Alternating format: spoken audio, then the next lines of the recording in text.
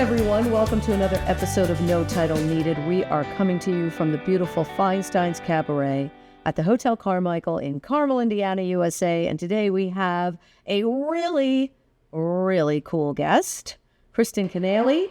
She is a ceramics artist, correct? How do you title yourself? I just call myself a potter. A potter. Potter over ceramicist? Okay. All right. That's why you're so unique. Right. Because you do some really unique stuff. Okay? Because I know I've seen your work. Who are you? Well, I'm Cynthia Collins. And I'm Scott Osborne. I'm doing Scott's hairstyle today.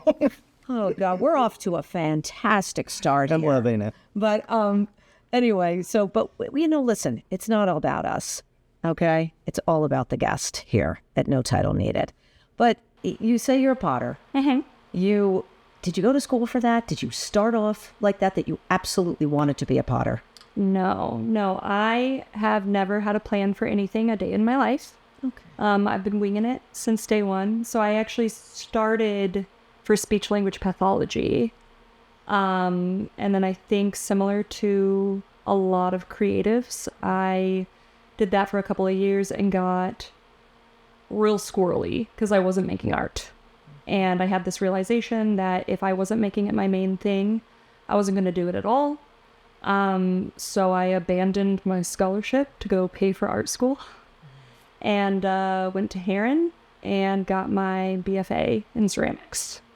And then you never stopped because your mugs are in very high demand. Like you didn't even have any to display today. It's true. You had no product. That is to even show us. And that is fantastic. Right? Yeah, I mean, seriously. Unbelievable. And so what got you started? Because you have sayings on the mugs, you have little quotes on the mugs, some that I certainly won't say.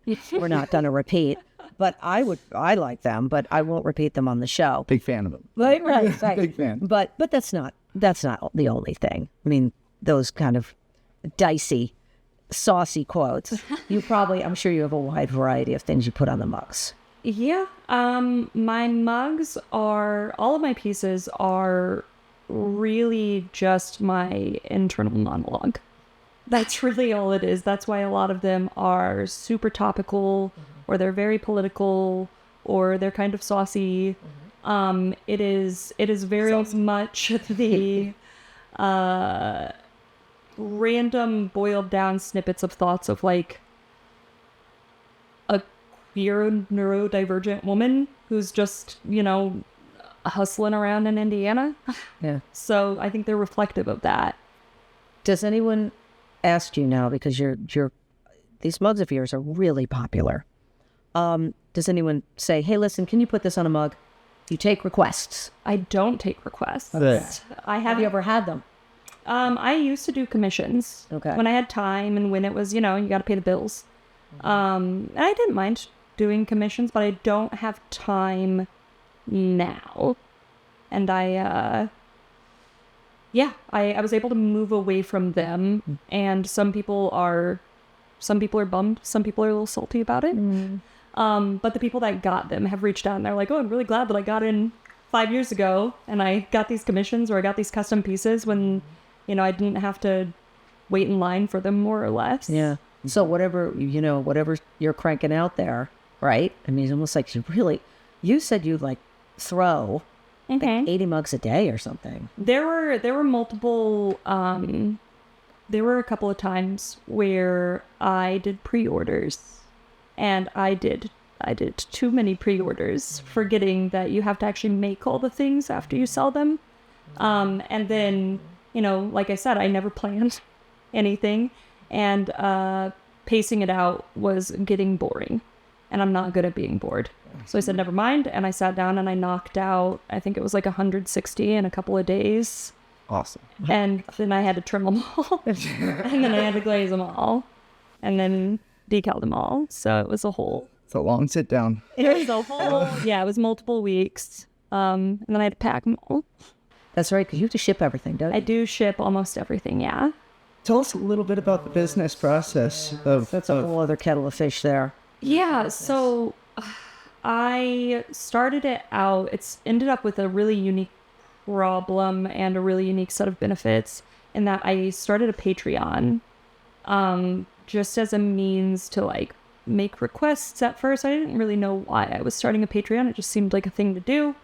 And then I finally figured out when I started getting a little bit more demand for my pieces that I could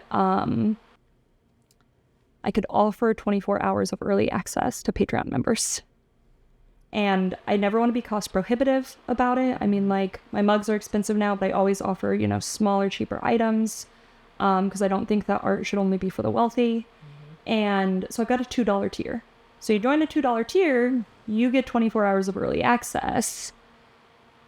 You know, there's like a $2 tier through a $20 tier. So it's a wide range of stuff and perks. But now, all of a sudden, I had a couple posts really pop off, and I blinked and I have 1,500 patrons, and they're all logging on at once during this drop that drops at the same time every time. And it's, you know, they're all going for 150 pieces. And 150 pieces is like me maxing out the amount that I can produce. Like, I work out of a 400 square foot space. Yeah, so you're busy. Yeah. I'm so busy. That explosion, And it's good to social be, media. It's good to be busy, right? Okay, we have to take a break, but guess what? Oh, ta-ta-da-da. Kristen was kind enough to show me, because you know what you're doing already, on the potter's wheel. I have no idea, but she was kind enough to give a lesson, and that's what you are about to see, what we all have created. Hey guys, we're over here at Brown Hound Studios now with Kristen, and she is going to give us a little demonstration on how to throw a cylinder on the wheel. Kristen, go ahead, take it away. Let's go. All right. Okay. Lay it on me. So, wet hands, always. Yep. We've already got our clay centered here, which is the hardest part, which is why it's already done, because otherwise we would spend 2 hours doing that. So, you never want to touch the clay when the wheel is not on. Right. Get familiar with it. Make sure it's fully slippy, meaning it's fully wet. Your hands don't want to drag. So what we're going to start with here is we're going to sink a hole into it. You can do it with your thumbs or you can do it with your 2 fingers. Thumbs are probably easier. Okay. And we're going to go straight down into the middle. The clay is going to push your hands into the middle anyway, so you're not going to get off center. Fine. Go. So go ahead and use both thumbs there. All right. And don't let the clay push you around. We're going to go straight down. It's a bully. You have strong hands. The hands of your forefathers. Keep going, all the way down. This is... Thank you. Got you. Okay, now you're going to come straight out and give it a little bit of water there.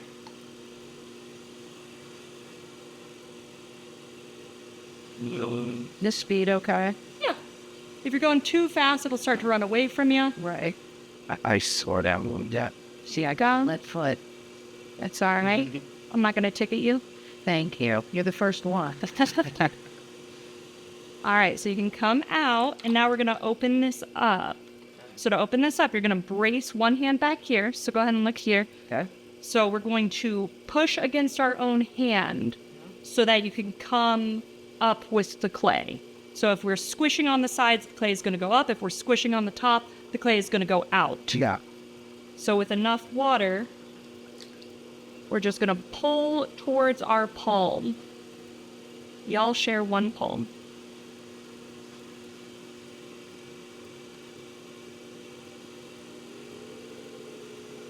When you go fast, say... That's okay. I make 1,000 of these a day. I know you do. So you're going to work with your index fingers primarily here because you're going to have a little bit more strength there.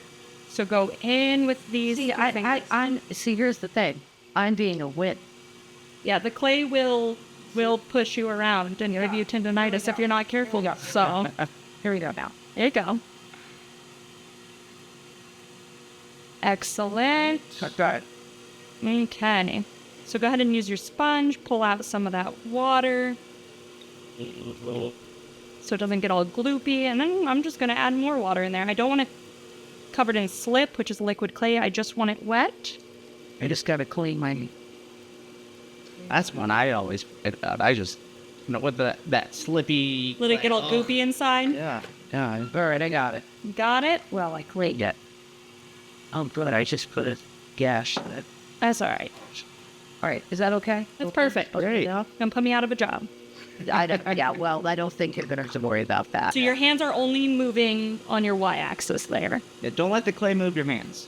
Right. Yeah, you're moving the clay with your hands, but And the clay is always reflecting what your hands are doing. So if you're ending up with a thin spot, it's just telling you your hands are camping there for too long. If you're ending up with like a spiral staircase around the outside of the clay, it's because... Are you bringing your hand, like, look, see what my hand is doing? Are you doing that?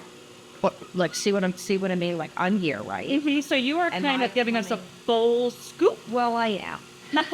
I'm a scooter. A lot of people need bowls, so it's good. Well, I do. So if you come in here with either the side of your knuckle or your fingertips, Right. because right now your hand is like this, Okay. so the outside of your pot is I want that. it like this. So work on this knuckle right here. Turn it like this. Oh, right. Here. Yep. And then hands are touching. Do your hand. Do your hand. Do your So you got your hand like this. Yes. Make a ball. Down like this. Like that. Down like this. So we want to work on this knuckle. Here. Yep. Here. There you go. Do it in a way that feels natural. It looks like you're going to give a noogie to the clay. that's that. And it's going to bully you, so you're going to bully it back. Yeah. All right, I'm in a noogies. So then, I'm going to have clay on my face by the end of this. Oh. Hands touching.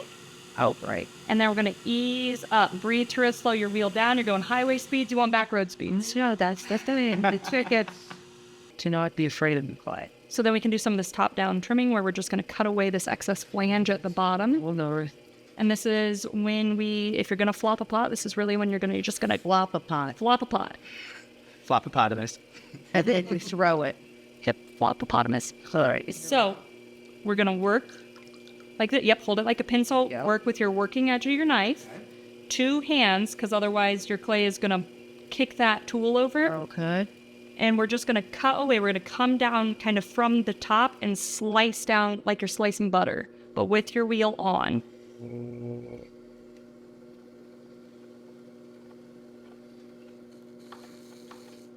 Nice. Super clean.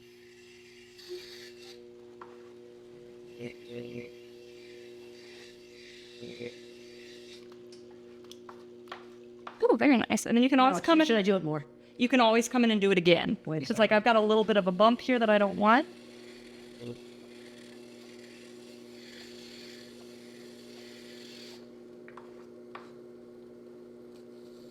Yes, well, that's great.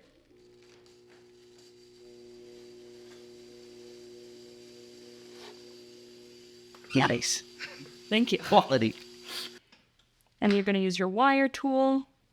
They always told us in school not to wrap it around your fingers. I don't know I don't why. know how else you do it. Because, too like, long. I yeah. don't know why. They're like, I'm going to cut off circulation. Like, yeah. I need to cut off my Half pot. a second. So push it flat down against the wheel head. Yep. You could get your hands a little closer because otherwise you'll cut the bottom off your pot. Flat down and pull that water through. We need that water to float the pot so it doesn't re-suction itself. All the way down, right? Is this right? Yeah, you're doing great. Will you Press grab me down those on the pot- wheel head. Yep. What's that? Will you grab me pot lifters? Yes, I can do. Pull through. Confident. Strong. Confident. Okay. And then you want to... Slide one out. Okay. Just worry about one of them. Whoever wants to Slide. I'm sliding the right one out. and then kind of Left pin. one's just coming by itself. So then use the other pin one. him Okay. like that and pull the other one out. Don't shake it because you'll just flop the edge. Well, thank you, Kristen, for that demonstration. That was fantastic. And we'll see you back over at Feinstein's. Hey everyone, we are back from our lesson that we just had with Kristen Kinnaley. She is a potter. That's what you call yourself. Okay. You make fantastic mugs, all kinds of sayings on them coming from just your head all the time. You don't plan anything, as you said. You just kind of let it come naturally. And it's obviously been working for you I think so. Yeah. because your product is extremely popular. My gosh. Fantastic. This display is what we did. Now, you can tell the professionals from the amateur over here, but you're such a good teacher. Thank you. You really are. You're it was very easy, actually. I've never done this before in my life. And so it was very easy to learn from you, actually. Some high quality first time work. Just saying. Well, it's not, but you're very kind. It is. And but to hear, verbally and what I did, and like you guys say, don't let the clay boss you around. That's what I was like take control of the clay, right? You move the clay. The clay doesn't move you. Right. So it can be bossy, and you don't want that. But first thing, thank you for doing that. Absolutely. Because I that's like that hands-on stuff. You must get such a satisfaction, and every visual artist and performing artist too, but that you've created something. Yeah, it's very meditative. It is really what drives me. Yeah. Wholesale. I mean, I'm much more product-based than process-based in some ways. My favorite firing is when I open the very final firing and I get to see the very finished piece. It's like Christmas Day. Yeah. Or it's the worst day of your life. So, Because you're not happy with it. yeah, sometimes things go wrong. Yeah, sure they do. And how many times do you put your stuff through the kiln? 4, typically. Why? Because I have so many different decal styles that I do on them. So you have your bisque firing, which these will go through when they're dry. You have your glaze firing. Then I have 2 different overglaze decals that I do. And those require different temperatures. Sometimes it's 5 or 6 firings. And so I didn't know that. Is it like a different, and it's a different look? yeah. Machine.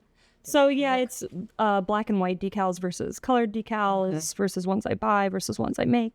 Okay. So it's all different chemical processes. Okay. Can I ask you a question on your decal process? Is that printed, cut? Do you have a special printer that creates your decals? How does that work? There's a patent on the process and a very litigious person, so I can't speak to it. But if people DM me, I'll tell them about it. All right. Great. Oh, it's very secretive. Yeah. So I love to Secretive, educate yes. on it. I would love nothing more than to tell you the full thing. Ceramicists are a little peculiar on that, as I've noticed over the years. They like to hide their tricks and trades over not I think I've seen more, that happens a lot with painters, but I've seen a lot more potters who are like really eager to just share everything. I think there's such a high wall for entry that you've just got to master the skills before you can even go, that they're a lot more willing to just, here's what I do. Some people are territorial about it, but I those aren't remember my one of our people. professors at Heron used to be very specific about it. I'll mention anything. Well, I don't think there's anything wrong with both sides of that. A person has their own style in there, and they want to keep that. That's their style. Absolutely. That's But then there's also like, look, it's so subjective. All art is that somebody's going to like this, like that, whatever. You know what I mean? Even if you share it, it doesn't mean someone is going to steal your.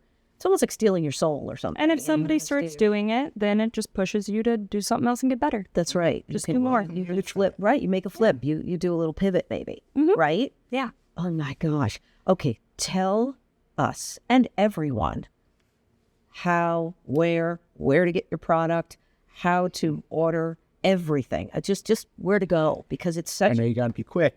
God, hurry up! Tell us. So it's KWATROUS Ceramics on everything. So you can find me on Blue Sky, you can find me on Instagram, you can find me on Patreon. It's KWATROUSceramics.com.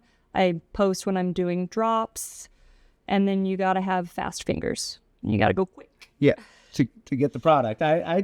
She had posted something, and within like 15 minutes of it, I had reached out saying, "Is this one for sale?" She's like, "Already sold." And it was just like, Listen, you're a businesswoman too. This is all great in the art, and that's fantastic. But like we said, a whole other kettle of fish is being a business person. Okay, because you're running a business, and everything's a business. Everything is I mean, business. you can be an artist up and down the block, but without the business sense, you're nowhere. You're not going to get anywhere. You're not going to sell your product. You're not going to do anything. That's a different side of the brain, right? And real quick, like, how do you balance that? I don't. I don't. I think that there is a big focus on trying to make yourself able to be commercialized, and I don't like that as a movement right now amongst artists. I don't like when we move towards doing, we're dropping this line. It's like, you're one guy. What do you mean we? Like, everybody is corporatizing themselves to make themselves more easily digestible, I think, in some ways. And if that works for you, we're all trying to get that bag. You got to do what you got to do. But I do think that people are fatigued from being marketed to from these like hyper-focused companies, this targeted marketing. And if you can lead with who you are, I think you come out a lot better at the end of it. True, and keep it simple. When you got a great product, you don't need much marketing. Yeah. And you got a great product. You got a great product. Yep. Honestly. And first thing, thank you for being absolutely. here. Thank you for teaching me how to throw. Glad Is that what it's called? Yeah, The throwing. you did great. The throwing. And some clay As you can did. see. Some clay did throw, but not as much as I thought. Not too that bad. would get crazy. Thank you so much for being here, Kristen Kinnaley. Go look at her product. As you say, you have a wide range of things that are affordable. And where do we Right? find you on Instagram? It's KWATROUS Ceramics. Everything KWATROUS is that. Ceramics. Everything. Yep. It's everywhere. On Facebook. Reddit. Not on Facebook. Don't find me on Facebook. No Everywhere Facebook. else. Thank you. Oh my God, a woman after my own heart. So I'm not on it Keep either. trying to get her one. No, you never will. So thank you so much, Kristen. Thank you so much. Thank you. Cynthia Collins. Scott Osborne. I'm doing a Scott Osborne hairstyle today, trying to be like you. Thank you for joining us for No Title Needed. Come on over to Feinstein's. It's a beautiful cabaret space, a wide variety of performing artists over here. They have such a wide variety of shows. Do yourself a favor, come on over, see a show, and enjoy this lovely space. And thank you again for joining us, and we'll see you next time.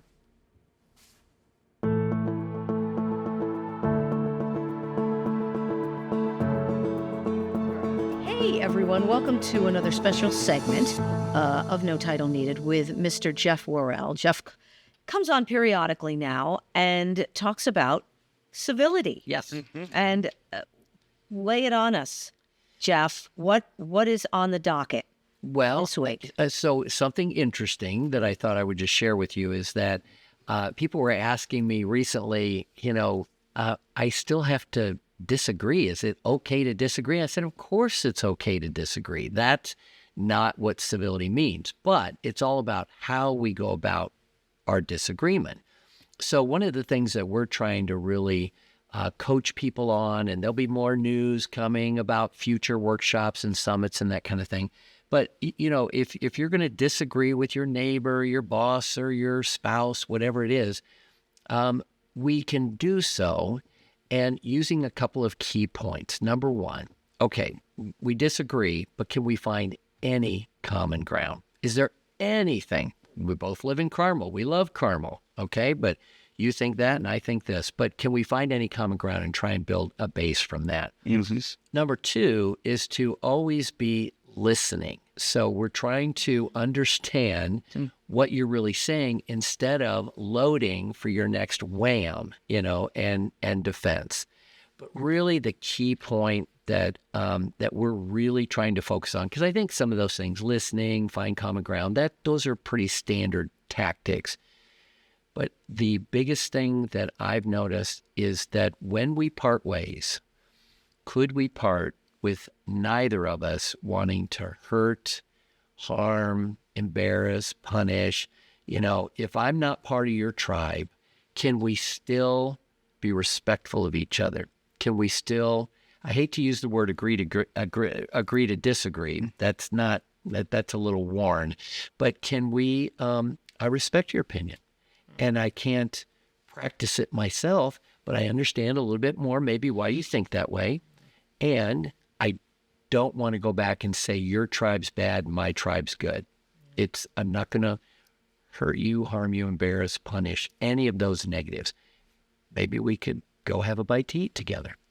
Yeah. And I think we're missing that. That's kind of the main message that we're really focused on these last few months as we talk to people. That sounds good to me. That sounds good to me. Can we agree?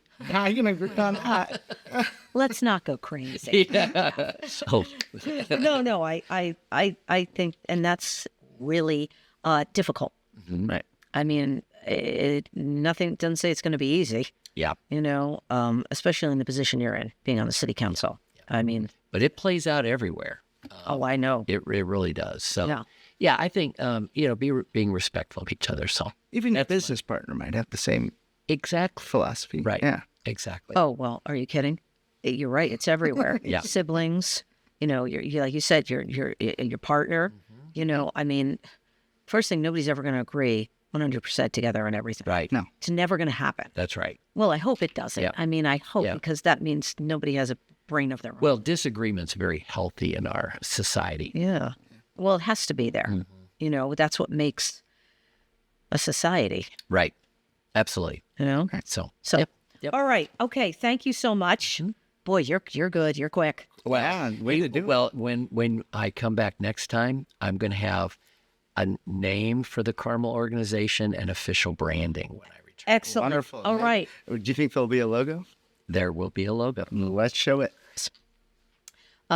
Jeff, thanks for joining us for this special segment on civility, and we look forward to having you back periodically on No Title Needed. Yep. Thanks so much.